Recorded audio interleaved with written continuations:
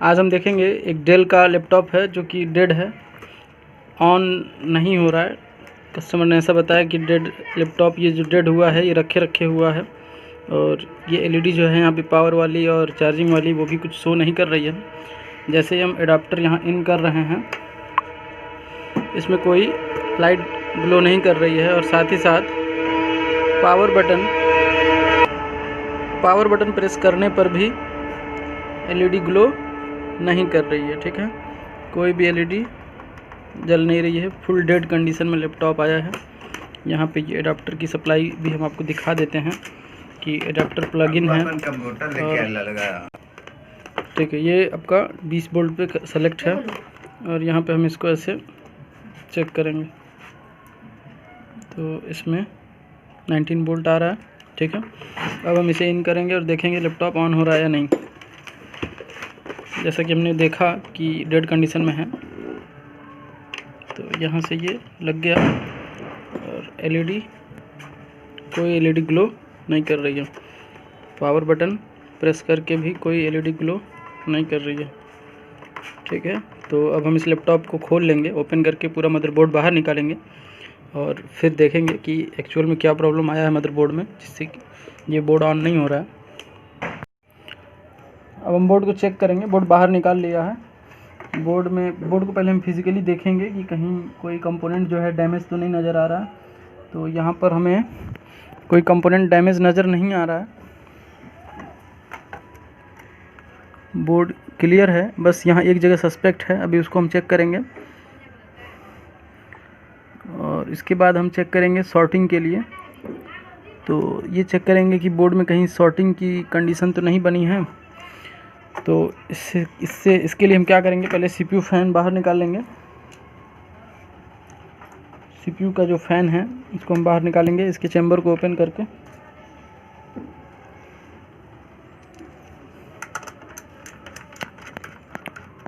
Fan बाहर निकालेंगे और सीपीयू बाहर निकालेंगे। ठीक है,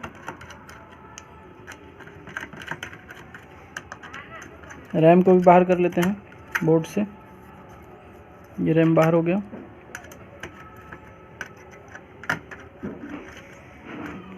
सीपीयू निकाल कर हम ये चेक करेंगे कि प्रॉब्लम कहीं सीपीयू में तो नहीं। सीपीयू ठीक है, सीपीयू सही है। सॉकेट से इसको हम बाहर निकाल लेंगे। हमारा सीपीयू है, क्लियर है ये। इसको हम कहीं साइड में रख के, और अब हम चेक करेंगे बोर्ड में कि बोर्ड में कोई ऐसी कॉइल है, आउटपुट कॉइल, जो शॉर्ट बता रही है। तो मल्टीमीटर को कंटिन्यूटी पे कर लेंगे, और अब हम चेक करेंगे स्टेप बाय स्टेप जितने भी रेगुलेटर कॉइल्स हैं यहाँ पे ऐसे, उन सबको चेक करेंगे कि कोई कॉइल शॉर्ट तो नहीं है। तो ग्राउंड के साथ सबसे पहले हम स्टार्ट करते हैं इस कॉइल से। ये कॉइल आपका इम्पीडेंस दे रहा है रीडिंग 400 के आसपास, नहीं 4 नहीं है। ठीक है, ये शॉर्ट नहीं है। ठीक है, ये कॉइल 400, 7, 19, 20, 12 ये भी शॉर्ट नहीं है। ठीक है, और यहाँ ये कॉइल भी शॉर्ट नहीं है, ये भी देख लीजिए। ठीक है, ये कॉइल नहीं शॉर्ट है, यहाँ भी शॉर्टिंग नहीं है। ठीक है, ये सीपीयू का कोर बनता है यहाँ पे, ये शॉर्टिंग नहीं है। ठीक है, रैम सप्लाई भी शॉर्ट नहीं है। यहाँ 3 वोल्ट और 5 वोल्ट जनरेट होती है इस आईसी से। तो यहाँ हम चेक करेंगे, यहाँ पर भी कोई शॉर्टिंग नहीं नज़र आ रही है। ठीक है, और बोर्ड में प्रॉब्लम ये है कि बोर्ड ऑन नहीं हो रहा है। ठीक, यहाँ पावर जैक है, पावर जैक के पीछे डस्ट वगैरह हल्का है, उसे हम अभी क्लियर कर लेंगे। तो इससे हमें ये क्लियर होता है कि कोई भी कॉइल जो है, आउटपुट कॉइल जितने भी हैं उसमें कोई शॉर्टिंग नहीं है, यानी कि हमारा आउटपुट सेक्शन क्लियर है, इसमें कोई शॉर्टिंग नहीं है मदरबोर्ड में। फिर भी ये बोर्ड ऑन क्यों नहीं हो रहा है, इसको समझना होगा कि कौन सी सप्लाई यहाँ नहीं बन रही है। यहाँ एक और कॉइल लगा हुआ है, इसे भी हम चेक कर लेते हैं। ये भी शॉर्ट नहीं है, ये 19 वोल्ट के लाइन में लगा हुआ है। ठीक है, तो यानी कि यहाँ पे 19 वोल्ट का पावर शॉर्ट नहीं है। अब हम चेक करेंगे कि कहाँ पावर रुक रही है, असल में प्रॉब्लम कहाँ से आ रही है। तो इसके लिए हम पावर ये CPU को फिर से लगा देंगे जैसे था।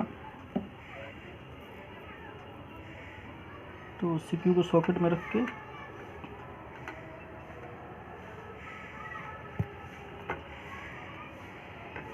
इसे कस देंगे।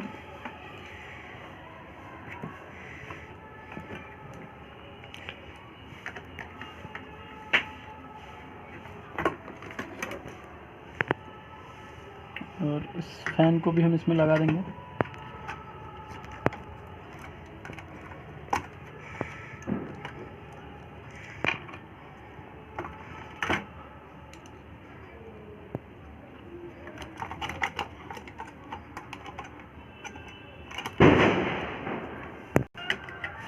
CPU कस चुका है।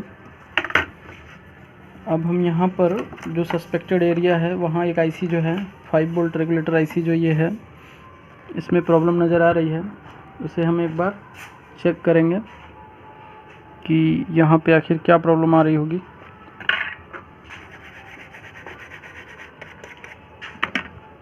ये IC क्लीन नहीं है, इसके कुछ लेग्स जो हैं वो आपस में शॉर्ट हैं लग रहा है।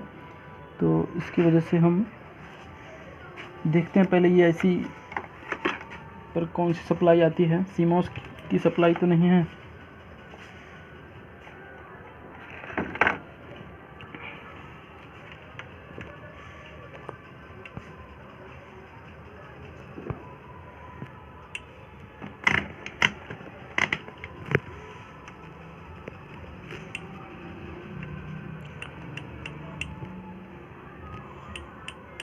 ठीक है, ये USB पावर की सप्लाई है, यानी USB के लिए जो पावर जनरेट होती है 5 वोल्ट उसकी सप्लाई है ये, जो कि यहाँ कॉइल से कनेक्टेड होगी। यहाँ जो 5 वोल्ट की सप्लाई बनती है उससे कनेक्टेड होगी। तो हम इसे निकाल कर एक बार फिर बोर्ड को चेक करेंगे ऑन करके कि क्या कंडीशन है। इस पर हम पेस्ट लगा लेते हैं IC पर, फिर इसे रिमूव करेंगे बाहर असेंबली से।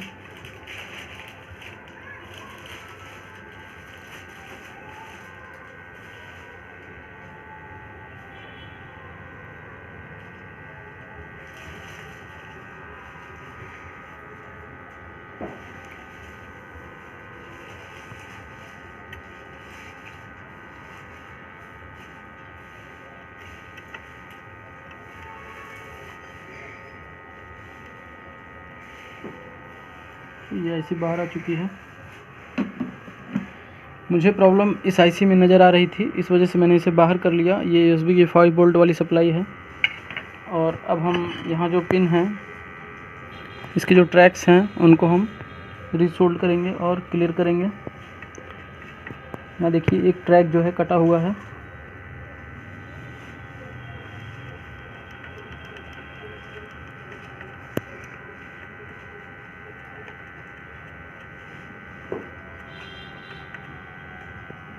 इस पर हम थोड़ा और पेस्ट लगाएंगे।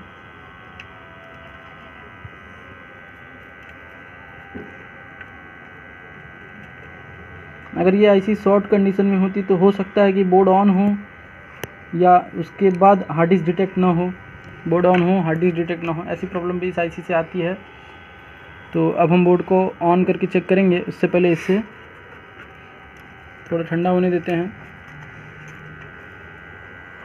और अब हम बोर्ड पे पावर लगाएंगे और चेक करेंगे कि पावर LED ग्लो कर रही है या नहीं। तो अब हम बोर्ड को इसमें लगा लेंगे पावर जैक में। पावर जैक मैंने बाहर नहीं निकाला है, इस वजह से यहाँ लगाना पड़ रहा है।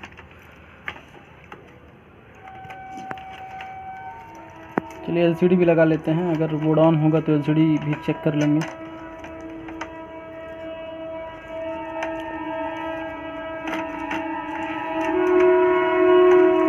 केवल मुझे ये कंडीशन चेक करना है कि क्या पावर लाइट अब ग्लो हो रही है या नहीं। यहाँ पावर स्विच है, तो अब हम यहाँ अडाप्टर की जो सप्लाई है इसे हम इन करेंगे। और उससे पहले हम ये चेक कर लें कि इस पे वोल्टेज आ रहा है कि नहीं। तो यहाँ आपको वोल्टेज नज़र आ रहा होगा स्क्रीन पर, 19 वोल्ट है, यानी अडाप्टर लगा हुआ है। अब इसे हम लैपटॉप में इन करेंगे।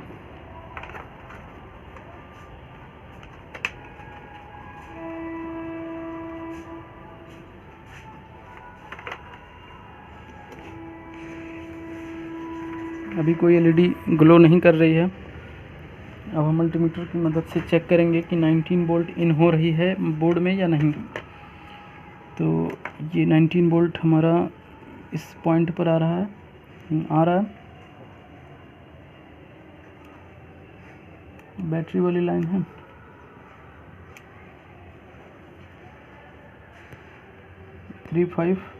थ्री वोल्ट बन रहा है, 5 वोल्ट भी बन रहा है। ये 3 वोल्ट की लाइन वाली आईसी थी जिसमें सस्पेक्ट नज़र आ रहा था। 3 वोल्ट के कन्वर्जन के लिए तो नहीं लगी है ये। अगर ये 3 वोल्ट के कन्वर्जन के लिए लगी होगी तो यहाँ प्रॉब्लम होगा, इसको लगाना पड़ेगा फिर से, तब जाके ये बोर्ड ऑन होगा। अगर 3 वोल्ट का कन्वर्जन का ये आईसी होगी तो यहाँ पे 3 वोल्ट हमें नज़र आ रहा है। ये तो ग्राउंड पिन है, यहाँ 3 वोल्ट नज़र आ रहा है इस पिन पर। अगर ये 3 वोल्ट कन्वर्जन की होगी आईसी तो हमें क्या करना पड़ेगा, ये आईसी लगाना पड़ेगा फिर से दूसरी, और उसके बाद हम चेक करेंगे बोर्ड ऑन हो रहा है या नहीं। एक बार हम ट्रिगर करके चेक कर लेते हैं कि क्या बोर्ड ऑन हो रहा है। यहाँ पर किस पर वोल्टेज आ रही है वो चेक करते हैं।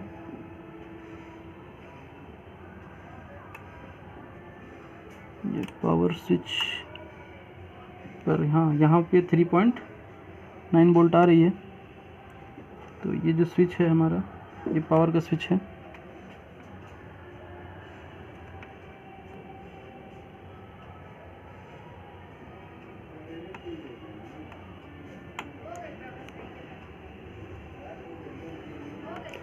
इसे हम एक बार शॉर्ट करके ऑन करते हैं।